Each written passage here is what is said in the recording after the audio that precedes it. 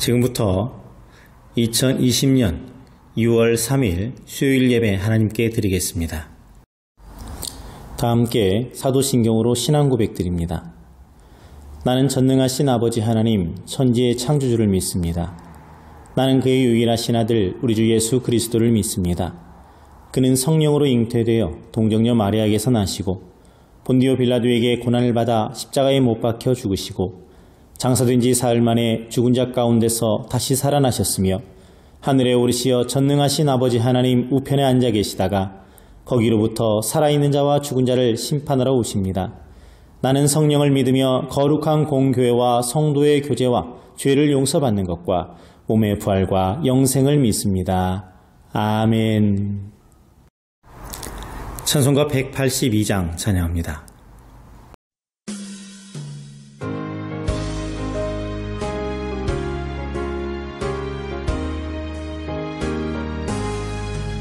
강물같이 흐르는 기쁨 성령 강림함이라 정결한 맘 영원하도록 주의 거처 되겠네. 주님 주시는 참된 평화가 내 맘속에 넘치네. 주의 말씀에 거센 풍랑도 잠잠하게 되도다. 나의 생명 소생 쾌됨은 성령 임하심이라. 모든 의심 슬픔 사라져 주의 평강 넘치네. 주님 주시는 참된 평화가 내 맘속에 넘치네. 주의 말씀에 거센 풍랑도 잠잠하게 되도다. 하늘에서 단비 내리고 햇빛 찬란함같이 우리 마음에 성령 임하니 주님 보내심이라. 주님 주시는 참된 평화가 내 맘속에 넘치네. 주의 말씀에 거센 풍랑도 잠잠하게 되도다. 생명신에 넘쳐 흘러서 다른 광야 적시니 그의 열매 무르익어서 주수를 기다리네.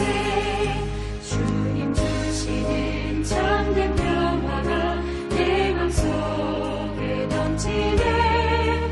주의 말씀에 거센 풍랑도 잠잠하게 되도다.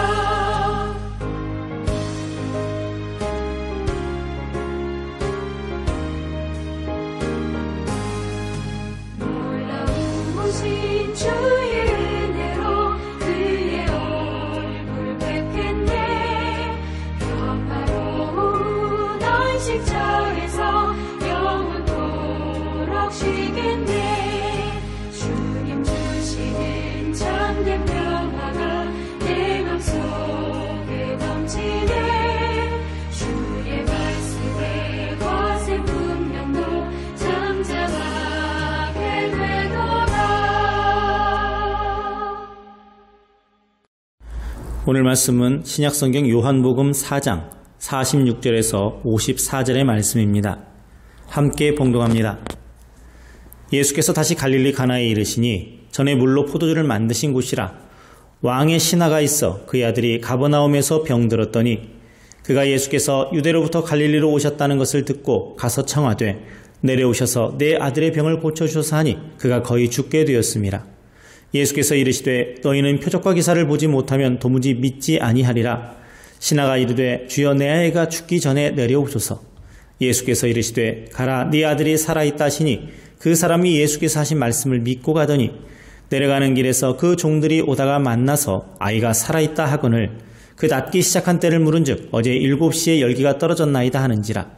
그의 아버지가 예수께서 네 아들이 살아있다 말씀하신 그때인 줄 알고 자기와 그 온 집안이 다 믿으니라.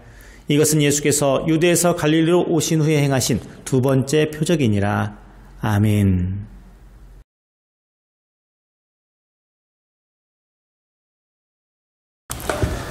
오늘 본문을 가지고 능력을 믿는 사람이란 제목의 말씀을 함께 나누겠습니다.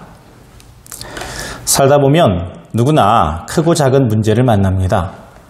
문제를 어느 각도에서 보느냐에 따라서 그 문제를 다루는 결과가 달라집니다. 물론 문제가 일어나면 그 문제의 원인을 분석해야지요. 그러나 문제만 분석한다고 해결되는 것은 아닙니다. 가장 좋은 문제 분석은 해결책을 중심으로 생각하는 가운데 발견할 수가 있습니다. 문제만 생각하면 문제만 커집니다. 그러나 문제를 예수님의 손에 올려놓고 예수님과 함께 문제를 보면 그 문제가 작아집니다.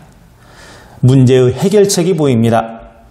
하나님은 우리에게 풍성한 열매를 그냥 곧바로 주시질 않아요. 그 대신에 풍성한 씨앗을 주십니다. 하나님이 풍성한 그 씨앗을 주시는 데에는 차별이 없지만 열매는 우리가 씨앗을 가져다가 심어야 그리고 맺어야 합니다. 요한복음 4장 오늘 본문을 보면 아들이 병들어서 거의 죽어가게 된 왕의 신하를 만나게 됩니다. 그는 물질로도 권력으로도 해결할 수 없는 문제에 직면했었는데 그것은 바로 사랑하는 아들이 거의 죽게 된 것입니다. 그는 아들의 죽음 앞에 무력합니다. 아버지예요. 돈이 있어요. 권력이 있어요. 인맥도 있습니다. 그런데 할 수가 없어요.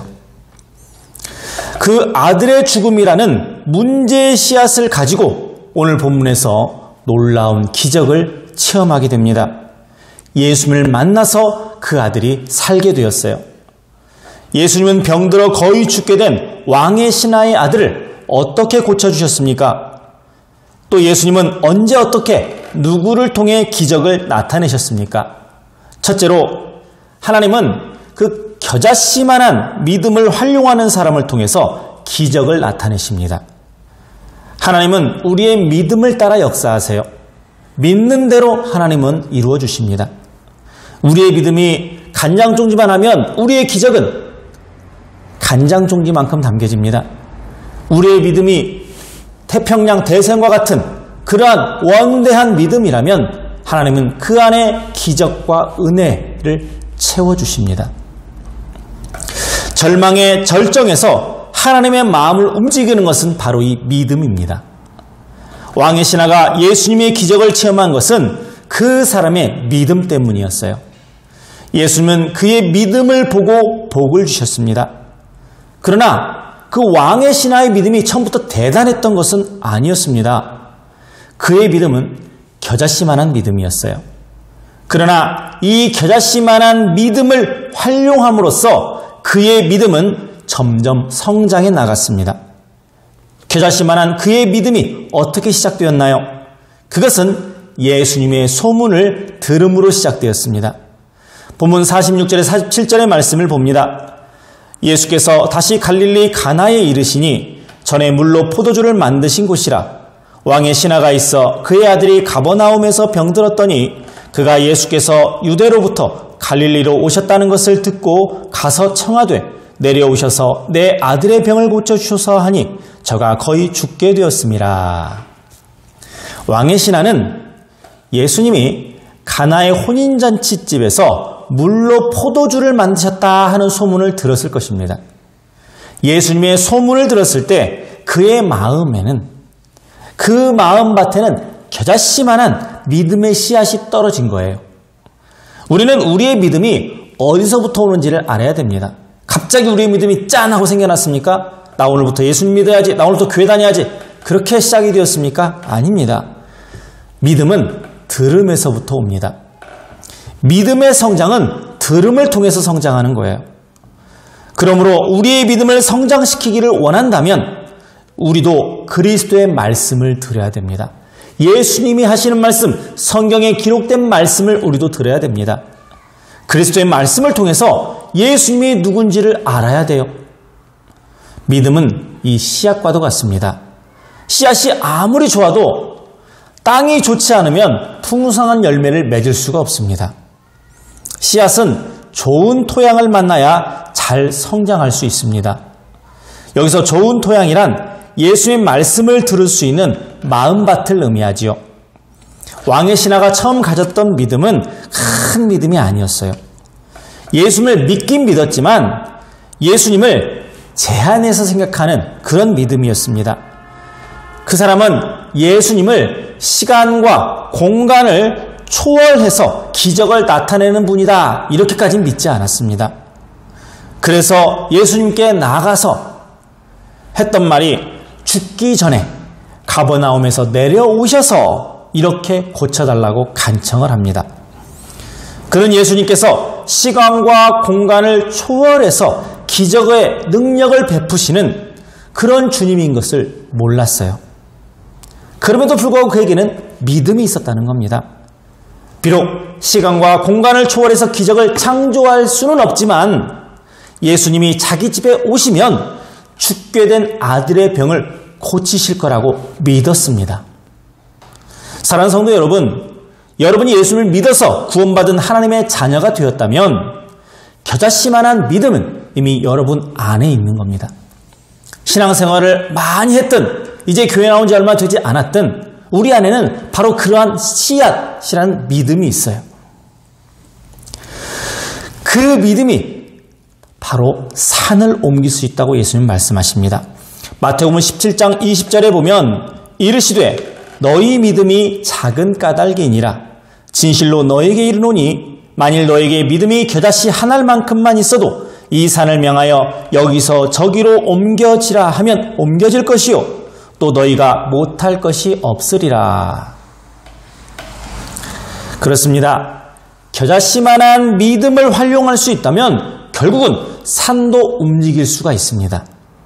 산을 움직이는 것은 하나님이 하세요. 그러나 우리의 작은 믿음이 산을 움직이시는 하나님을 감동시키는 겁니다. 이 세상의 모든 것은 다 작게 시작이 되었습니다. 거대한 나무도 작은 씨앗에서 시작이 되었고요. 거대한 건물도 작은 벽돌에서 시작이 되었습니다. 큰 교회도 한 사람의 작은 생각에서 시작이 되었습니다. 우리 안에 있는 믿음을 활용하시기 바랍니다. 믿음이 없는 사람은 없어요. 다만 그 믿음을 활용하지 않을 뿐입니다. 내 믿음이 어떤 능력을 가지고 있는지를 모르니까 못 써먹는 거예요.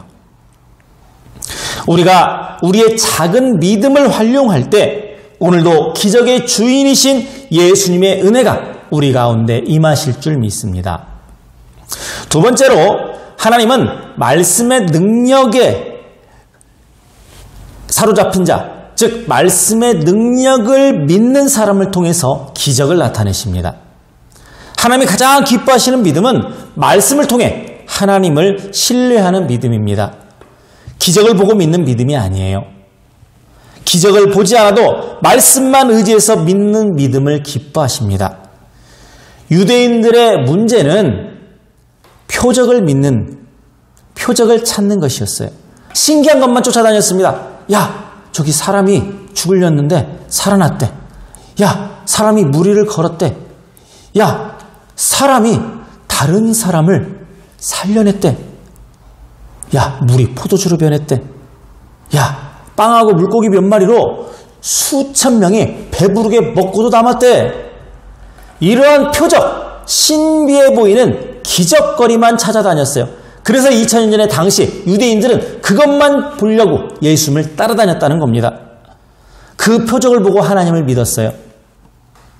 왕의 신하가 예수님께 나와서 기적을 일으켜달라고 간청을 할 때 예수님은 오히려 책망하는 어투로 말씀하십니다. 48절 예수께서 이르시되 너희는 표적과 기사를 보지 못하면 도무지 믿지 아니하리라. 신기한 걸 보지 않으면, 놀라운 기적을 보지 않으면 믿음도 없다는 겁니다. 내가 확인하고 내가 깜짝 놀라고 내가 감동이 돼야만 믿겠다는 거예요. 사람들은 그때나 지금이나 표적 보기를 좋아합니다. 그래서 어떤 사람들은 어딜 갔더니 예수님의 그 동상에서, 성모 마리아의 그 동상에서 피눈물을 흘리는 게 봤다. 어디 갔더니 막 물이, 더러운 물이 샘물로, 생수로 변하였더라. 어디를 갔더니 귀신 들린 사람이 쫓겨나갔더라. 뭐 이런 것들만 쫓아다녀요. 거기만 하나님이 있는 줄 알아요. 자기들이 믿는, 자기들이 다니는 교회에서 들리는 말씀은 무시합니다. 소홀히 여깁니다. 기도원 다니기 좋아해요. 부흥집회 다니는 거 좋아해요. 신유집회 다니는 거 좋아합니다. 젊은 사람들은 자기 말초신경을 자극하는 어떤 그런 찬양집회, 뭐 은사집회 이런 데 다니는 걸 좋아합니다. 왜요? 표적, 기사 보고 싶어 하니까. 보이지 아니하시는 하나님을 믿기보다는 보이는 어떤 표적 믿기를 좋아합니다. 그래서 사람들은 점점 우상의 노예가 되는 거예요. 보이지 않는 하나님과 그의 말씀을 믿지 않을 때 사람들은 보이는 것을 믿으려고 하고 보이는 것에 집착하게 됩니다. 우리의 신앙생활 속에서 예수님의 기적은 중요합니다. 그러나 예수님의 말씀은 더욱더 중요합니다. 신비한 표적, 기적의 신앙은 가지되 말씀을 무시하는 사람들은 표적을 보아도 예수를 믿지 않아요. 그 표적에만 꽂혀 있기 때문에요. 예수님께서 수많은 기적을 보이셨지만 당시 예수님을 정말 하나님의 아들로 메시아로 믿고 따른 사람은 소수에 불과합니다. 말씀 신앙이란 오직 예수님의 말씀을 통해서 예수님을 신뢰하는 것입니다. 많은 사람들에게 예수님 말씀하셨어요. 이제 내가 너희들 곁을 떠났어. 하나님 아버지께 가겠다. 그리고 너희를 도우실 성령을 보내겠다. 너희는 그래서 남아서 예루살렘에 있으면서 기도하고 기다려라. 예수는 분명히 말씀하셨습니다. 수많은 사람에게 말씀하셨어요. 하지만 정말 남아서 기다리며 기도했던 사람은 다락방에 120여 명밖에 되지 않았습니다. 과거에 예수님 때문에 배불렀던 수천 명의 사람들은 다 어디 갔어요? 그들은 표적만 봤던 겁니다.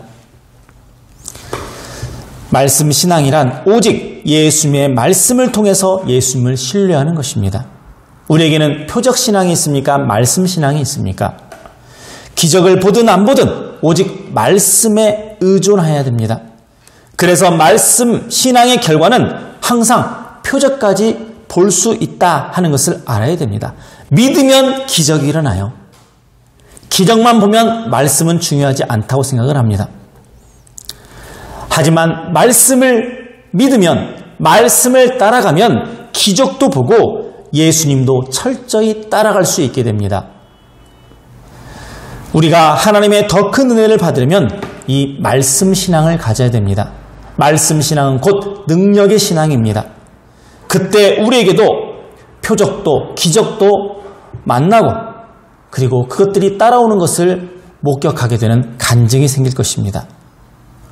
말씀을 듣고 말씀의 능력을 믿음으로 말미암아서 여러분의 모든 문제가 해결되며 놀라운 주님의 기적을 체험하는 여러분 모두가 되시길 주님의 이름으로 축원합니다. 아멘. 기도하겠습니다. 죽은 영혼들을 살리시는 전능하신 아버지 하나님, 저희들에게 성령을 베풀어 주시고 믿음의 길로 인도하시니 감사를 드립니다. 이 성령 강림 주간에 주님 앞에 나와 예배하는 성도들에게 충만한 성령의 열매를 골고루 넘치게 하여 주시옵소서. 그리고 역사하시는 성령님과 함께 교회를 위해서 충성하게 하여 주시옵소서.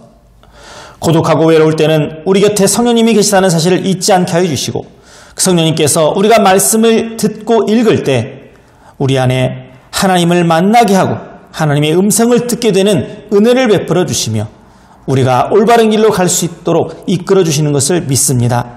그러니 성령을 충만하게 받아서 우리의 삶이 달라지게 하시고 빛과 소금이 되어 세상과 이웃에게 변화된 삶을 살게 하여 주시옵소서. 또한 능력의 성도 되게 하여 주시옵소서. 예수님의 이름으로 기도합니다. 아멘. 찬송가 543장 찬양하겠습니다.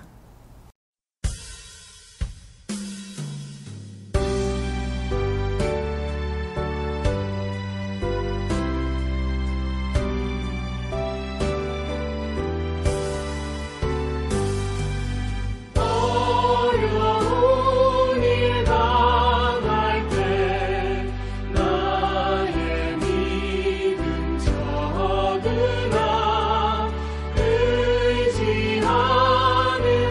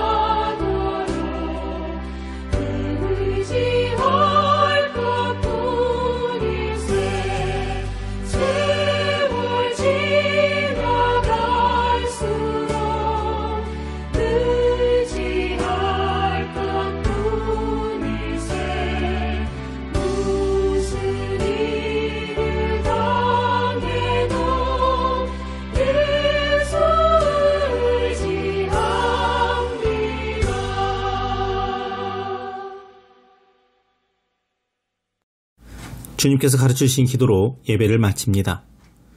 하늘에 계신 우리 아버지, 아버지의 이름을 거룩하게 하시며 아버지의 나라가 오게 하시며 아버지의 뜻이 하늘에서와 같이 땅에서도 이루어지게 하소서.